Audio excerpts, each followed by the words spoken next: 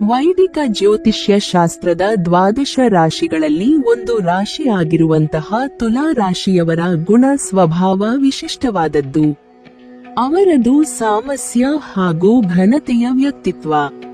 ವೈದಿಕ ಜ್ಯೋತಿಷ್ಯ ಶಾಸ್ತ್ರದ ಪ್ರಕಾರ ಒಬ್ಬ ಮನುಷ್ಯನ ವ್ಯಕ್ತಿತ್ವ ಅಥವಾ ಆತ ಮಾಡುವಂತಹ ಕಾರ್ಯಚಟುವಟಿಕೆಗಳು ಆತನ ರಾಶಿಗೆ ಸಂಬಂಧಪಟ್ಟಂತಹ ಗ್ರಹಗಳು ಹಾಗೂ ನಕ್ಷತ್ರಗಳ ಪ್ರಭಾವದಿಂದಲೂ ಕೂಡ ವಿಭಿನ್ನವಾಗಿರುತ್ತದೆ. ತುಲಾ ರಾಶಿಯವರಿಗೆ ಈ ಸಂವತ್ಸರ ಅತ್ಯಂತ ಮಂಗಳಕರ ವರ್ಷ.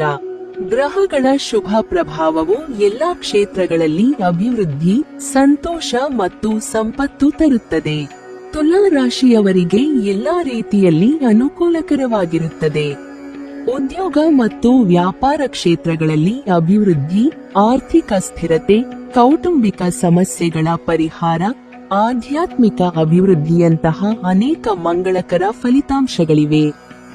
ವೈದಿಕ ಜ್ಯೋತಿಷ್ಯದ ಪ್ರಕಾರ ಒಂದು ಗ್ರಹವು ಸಾಗುವಾಗ ಅಥವಾ ಉದಯಿಸಿದಾಗಲೆಲ್ಲ ಅದರ ನೇರ ಪರಿಣಾಮವು ಮಾನವ ಜೀವನ, ದೇಶ ಮತ್ತು ಪ್ರಪಂಚದ ಮೇಲೆ ಕಂಡುಬರುತ್ತದೆ. ಅಲ್ಲದೆ ಕೆಲವರಿಗೆ ಈ ಬದಲಾವಣೆ ಸಕಾರಾತ್ಮಕವಾಗಿರುತ್ತದೆ, ಕೆಲವರಿಗೆ ಇದು ನಕಾರಾತ್ಮಕವಾಗಿರುತ್ತದೆ.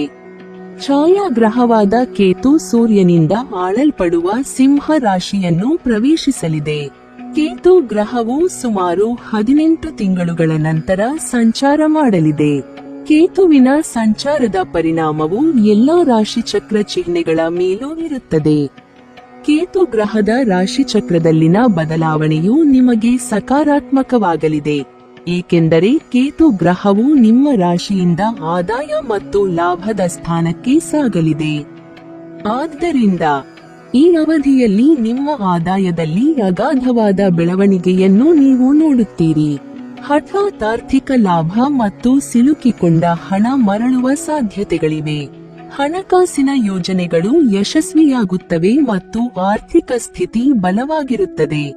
ಆದಾಯದಲ್ಲಿ ಹೆಚ್ಚಳ, ಹೂಡಿಕೆಗಳಿಂದ ಲಾಭ ಮತ್ತು ಸರ್ಕಾರಿ ಯೋಜನೆಗಳ ಪ್ರಯೋಜನಗಳ ಸೂಚನೆಗಳು ಇವೆ.